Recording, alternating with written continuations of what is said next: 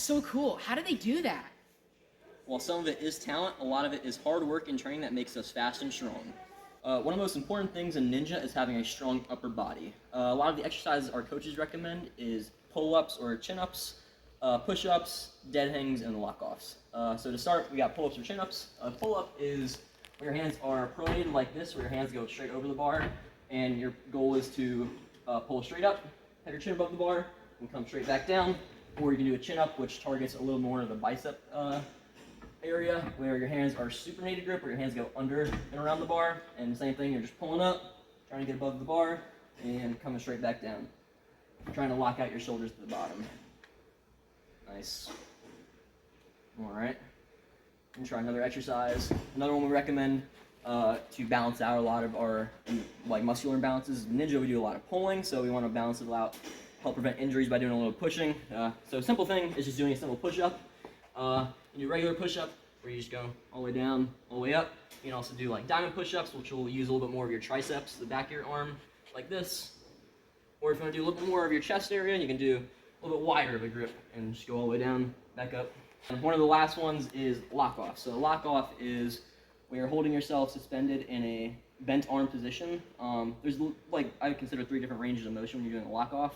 You have a full lock-off where you're fully above the bar, arms are bent as much as you can be.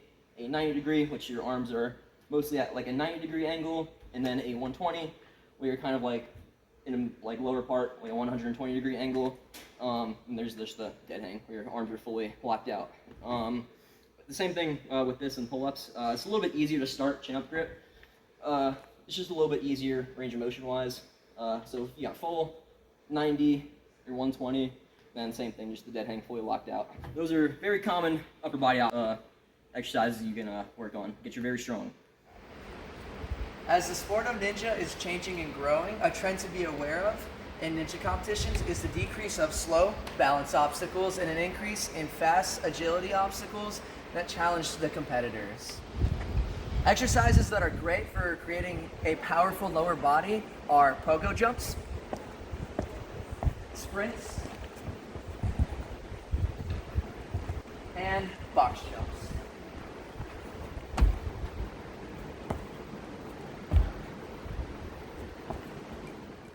Although you may not realize, having a stronger core helps us in every aspect of ninja. It helps us get a bigger swing, helps us control our swing better, helps us control our body position, and even helps us on balance.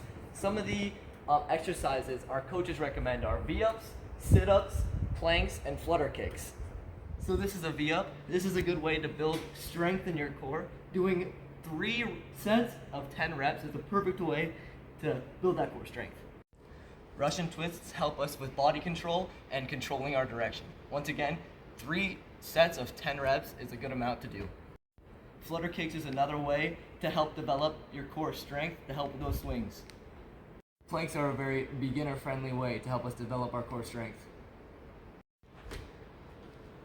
Hanging leg raises definitely help us build our swing, as you can see. Grip strength is a super important part of ninja. From cliffhangers to nunchucks, different types of grip are used very often. For cliffhangers, you can use something like a campus board to improve your grip strength. You can either practice your pulling grip strength, you can practice your static grip strength by just hanging. You can also practice your minimal ledge strength by going on smaller ledges. Another important part for grip training is vertical grip. So for nunchucks or bars like this, either hanging, lacheting, or practicing pull-ups with these vertical grips is very, very important. If you don't have a campus board near your home, you can instead practice your hanging from a bar. This will improve endurance. This will improve your recovery, because if you can learn how to shake out on a bar, you can get strength back in the middle of a course. Hand-eye coordination in ninja refers to placing your hands in different body positions in a quick manner. For example, with special deliveries, you must be able to place your hands quickly inside the slots to be able to hold on. Because if your hands are either claw grip like so, or you don't move your hands quickly, you will miss and not be able to hold on. Some ways to improve your hand-eye coordination is to practice lashaying to these different grips, or using things like flop balls, kendamas, and juggling.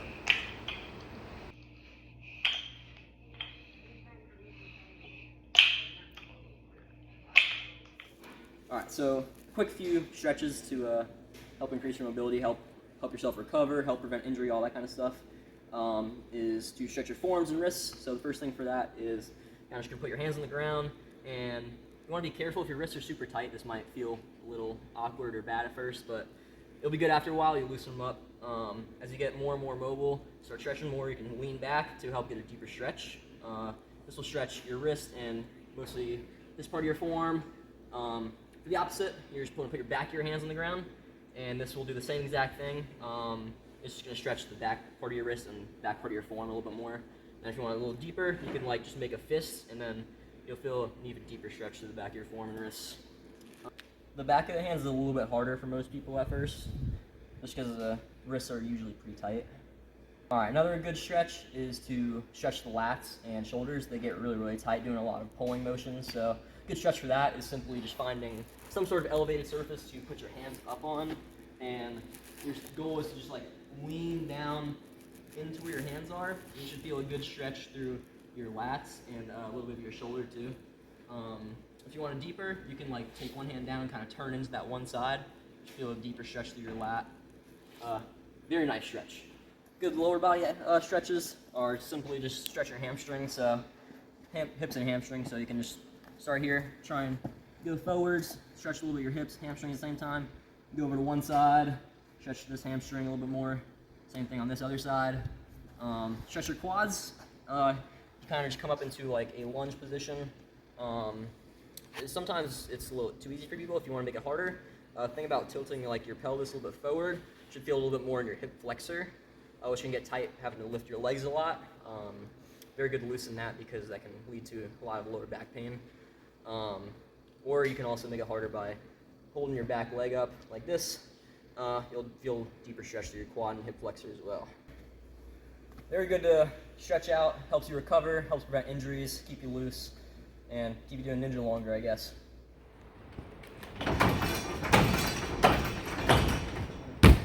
We hope these exercises give you a simple way to help increase your strength, power, mobility, and help you in your ninja training.